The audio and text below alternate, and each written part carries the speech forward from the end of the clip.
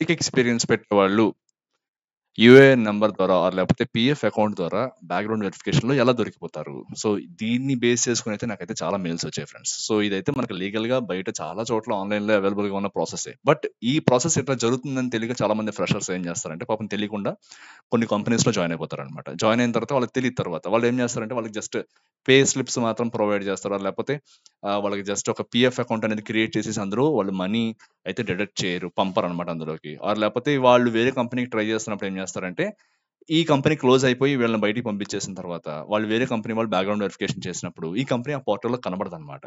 Are లేకపోతే వాళ్ళు బయట స్క్రూటినీ చేస్తున్నప్పుడు ఏమంటే ఆ కంపెనీ క్లోజ్ అయిపోయింది, ఆర్ లేకపోతే ఫేక్ కంపెనీ అని తెలుస్తుంది అనమాట. సో వాళ్ళు చెప్తారు నువ్వైతే ఫేక్ కంపెనీ పెట్టావు అని చెప్పి. ఆర్ లేకపోతే కొన్నిసార్లు ఏమవుతుందంటే పాపం ఎవరైతే ఈ విధంగా ఫ్రాడ్ జరిగిన తర్వాత బయటకు వచ్చి మళ్ళీ ఫ్రెషర్ కింద ట్రై చేసుకుందాం అని చెప్పి చూస్తుంటారో వాళ్ళకైతే ఫ్రెషర్ గా ఆపర్చునిటీస్ రావన్నమాట. వచ్చినా సరే వాళ్ళు మళ్ళీ తిరిగి క్వశ్చన్ చేస్తారు కొత్త కంపెనీ వాళ్ళు. ఇదేంటి నువ్వు ఫ్రెషర్ అని చెప్పావు కదా, నీకు ఆల్రెడీ పిఎఫ్ డిడక్ట్ అయి ఉంది, నువ్వైతే మాకు అబద్ధం చెప్పావు ఫ్రెషర్ అని చెప్పి, మేమైతే మిమ్మల్ని ఫ్రెషర్ అని చెప్పి తీసుకున్నాము, మీకైతే మళ్ళీ మేము టెర్మినేట్ చేస్తాం మీ ఆఫర్ అని చెప్పి టెర్మినేట్ చేస్తాం అన్నమాట. సో ఈ విధంగా పిఎఫ్ ద్వారా ఎట్లా తెలుసుకుంటారు అసలు, ఇది చాలా మందికి తెలియదు ఫ్రెండ్స్, ఎందుకంటే చాలా మంది తెలియకుండా మోసపోతున్నారు అన్నమాట. సో ఈ ప్రాసెస్ అయితే ఒకసారి మీకు ఎక్స్ప్లెయిన్ చేయడానికి ట్రై చేస్తాం అసలు ఏం జరుగుతుంది ఏంటి అని చెప్పి.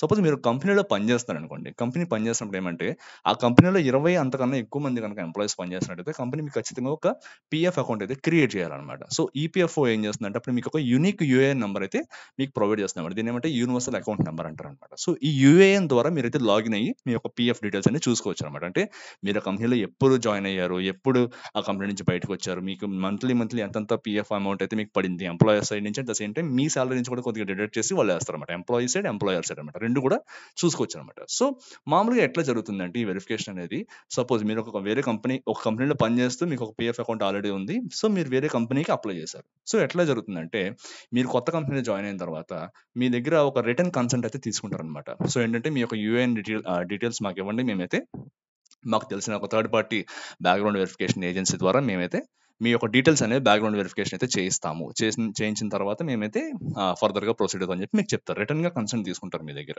తీసుకుని ఏం చేస్తారంటే లేకపోతే కొన్ని ఏజెన్సీస్ దగ్గర ఏమంటే వాళ్ళకి ఆథరైజ్డ్ యాక్సెస్ ఉంటుందన్నమాట. ఈ యూఏఎన్ డీటెయిల్స్ కనుక వాళ్ళకి ఇచ్చామంటే వాళ్ళు డైరెక్ట్ గా ఈపీఎఫ్ఓ డేటాబేస్ ని యాక్సెస్ చేసి మీ యొక్క ప్రీవియస్ ఎంప్లాయర్ డీటెయిల్స్ అయితే తెలుసుకుంటారనమాట. సో దీని ద్వారా ఏమవుతుందంటే మీరు ఇచ్చారనుకోండి, ఫస్ట్ ఒక హ్యాపీ పాత్ చూద్దాం.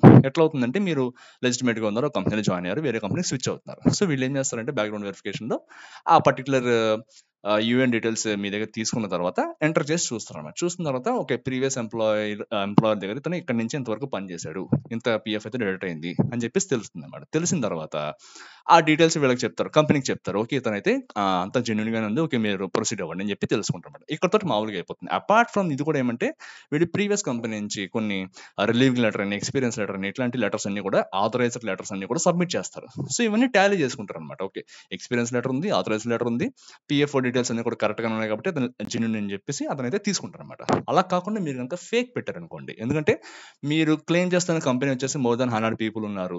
100 పీపుల్ ఉన్నప్పుడు ఏమంటే ఖచ్చితంగా అది పిఎఫ్ మీకైతే డిడక్ట్ చేయాలి. బట్ ఏమంటే ఈ బ్యాక్గ్రౌండ్ వెరిఫికేషన్ లో అక్కడేమో కనబడదు అనమాట, ఈపీఎఫ్ఓ వెబ్సైట్ లో కనబడదు అనమాట, మీరు క్లెయిమ్ చేస్తున్న కంపెనీ కనబడదు. సో వాళ్ళకి ఒక రెడ్ ఫ్లాగ్ లా అనిపిస్తుంది అనమాట. ఓకే ఏదైతే రెజ్యూమ్లో పెట్టిన కంపెనీ మనకి ఈపీఎఫ్ఓ వెబ్సైట్ లో కనబడట్లేదు కాబట్టి అతనైతే there is a chance that ఎక్కువ ఛాన్స్ ఉంది ఏమంటే అతను ఫేక్ చేయడానికి ఎక్కువ ఛాన్స్ ఉందని చెప్పి ఒక రెడ్ ఫ్లాగ్ లా అనుకుని వాళ్ళు కంపెనీకి ఇన్ఫార్మ్ చేస్తారు.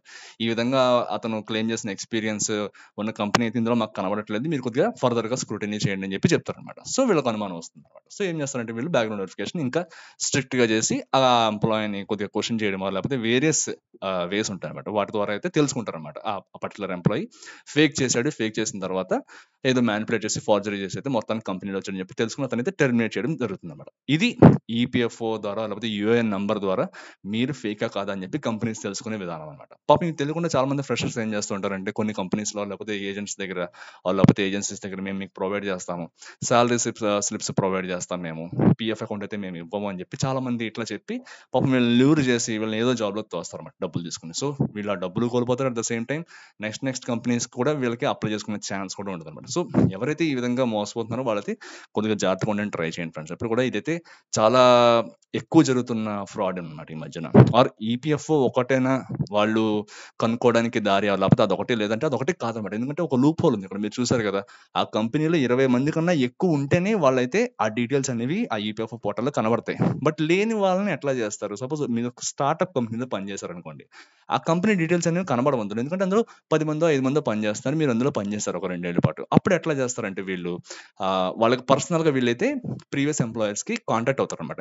మెయిల్స్ పంపించడము, లేకపోతే వాళ్ళకి ఫోన్ చేయడము. మీరు మెన్షన్ చేస్తారు కదా మీ రెజ్యూమ్‌లో ఒక రిఫరెన్సెస్ ఏమైనా పెట్టారంటే వాళ్ళని కాంటాక్ట్ అవ్వడం ఇట్లాంటివి చేస్తారనమాట. చేసి వాళ్ళ నుంచి డైరెక్ట్‌గా ఇన్ఫర్మేషన్ అయితే తెచ్చుకోవడానికి ట్రై చేస్తారనమాట. ఇంకా జస్ట్ ఈ ఈపీఎఫ్ఓ పోర్టల్ వెరిఫికేషన్ లేకపోతే ఈ విధంగా రిఫరెన్స్ చెక్స్ చేయడం అనేది జస్ట్ వన్ పీస్ అనమాట ఔట్ ఆఫ్ పజిల్ అనమాట.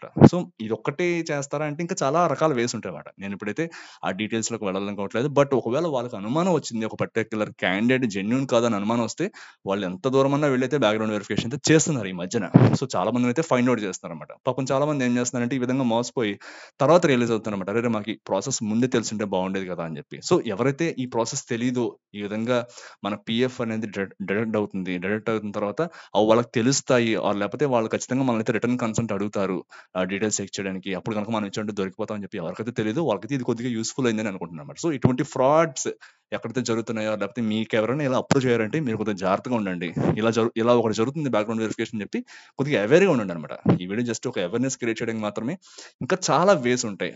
నేను చెప్పిన దాంట్లో కూడా ఏమైనా ఇంకా ఇంకా యాడ్ చేయొచ్చు. లేకపోతే ఇంకా వేరియస్‌గా కూడా జరుగుతుంది. ఇంకా చాలా రకాలుగా జరుగుతాయంటే మీకు తెలిసుంటే దాన్నైతే కింద కామెంట్ సెక్షన్‌లో మెన్షన్ చేయండి. మనమైతే ఒక అవేర్‌నెస్ అనేది క్రియేట్ చేద్దాం. ఎవరైతే ఇట్లా మోసపోతున్నారో వాళ్ళకైతే తెలియజెప్దాం అనమాట. లేకపోతే ఇట్లాంటి వాటికి ఎవరైతే మోసపోతున్నారో, లేకపోతే మోసానికి గురి కాబోతున్నారో వాళ్ళు కూడా ఇదైతే కొద్దిగా హెల్ప్‌ఫుల్ అవుతుందని చెప్పి నేనైతే అనుకుంటున్నాననమాట. సో మీరు కింద మెన్షన్ చేయండి. కామెంట్‌లో మెన్షన్ చేయండి. లేకపోతే మీ ఎక్స్‌పీరియన్సెస్ అనేవి చెప్పండి. ఎవరికన్నా యూజ్‌ఫుల్ అయ్యేలా ఉంటే నేనైతే ఖచ్చితంగా వాటికైతే ఎక్కువ మందికి రీచ్ అయ్యేలా ఒక వీడియో చేసి పోస్ట్ చేయడం అయితే చేస్తాననమాట. సో ఈ వీడియో మీకు కొద్దిగా నచ్చిందంటే please like it and share it అనమాట. So please subscribe to Chandana Pavan. Thank you very much friends. By.